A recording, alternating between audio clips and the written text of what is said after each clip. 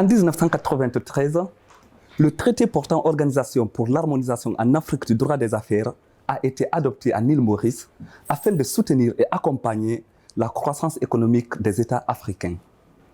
5 ans plus tard, soit en 1997, conformément aux articles 1 et 2 du traité de l'OHADA, l'acte uniforme relatif aux droits des sociétés commerciales et du groupement d'intérêt économique a été adopté. Cet acte dont je vous parle est l'équivalent du livre 2 du Code de commerce français. En Allemagne, il pourrait s'agir de la loi sur les sociétés par action, et plus particulièrement de l'Aktiengesetz, qui est la loi allemande sur les sociétés anonymes. En 2014, pour des raisons de modernité, pour des raisons de flexibilité, pour des raisons d'accessibilité, mais je dirais surtout pour des raisons de sécurité juridique, cet acte a été révisé et adopté à Ouagadougou, au Burkina Faso. Aussitôt après cette révision, les professionnels du droit et les universitaires se sont rendus compte que cet acte ne répondait ni aux attentes des investisseurs locaux, encore moins ceux des investisseurs étrangers. C'est ainsi, en 2018, je me suis inscrit en thèse à l'université de Perpignan où je travaille sur une étude critique de cet acte. L'objectif principal, c'est de mesurer sa performance, c'est-à-dire sa capacité à pouvoir sécuriser et discipliner les entreprises sur le continent africain et plus particulièrement les multinationales. Dans mes travaux de thèse, il ne s'agit pas pour moi de faire de nouveaux commentaires sur le travail du législateur. Il ne s'agit également pas de savoir si un verbe au conditionnel a été conjugué au présent ou si une virgule a été remplacée par un point-virgule. Non.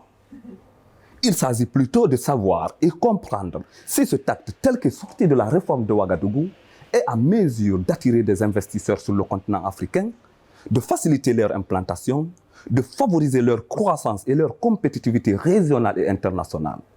Particulièrement, je cherche à savoir si le législateur de l'OHADA, dans ses travaux de modernisation du droit de l'OHADA, a pris en considération les nouveaux enjeux de la gouvernance des sociétés, notamment les questions de la responsabilité sociale, sociétale et environnementale des entreprises.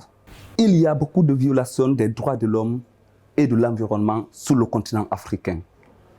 Dans les plantations de cacao, dans les plantations de sucre et autres, dans les sites miniers, il y a beaucoup de violations des droits de l'homme et de l'environnement.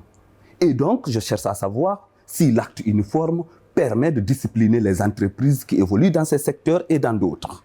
Dans mes travaux jusqu'à présent réalisés, il résulte que, contrairement à ce que certains nous expliquent, le fait pour le législateur de l'OHADA d'importer du droit français la société par action simplifiée ne fait pas du droit de l'OHADA un droit moderne et flexible.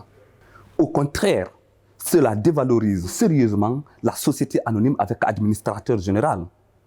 Désormais, au lieu d'être un droit leader, le droit de l'OHADA n'est ni plus ni moins qu'un droit suiveur, un droit détaché de toute originalité, de toute singularité et de toute particularité par rapport aux autres systèmes juridiques.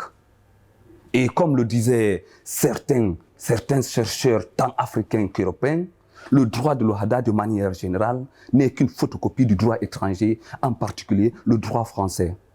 La suite, nous allons le voir. Je vous remercie.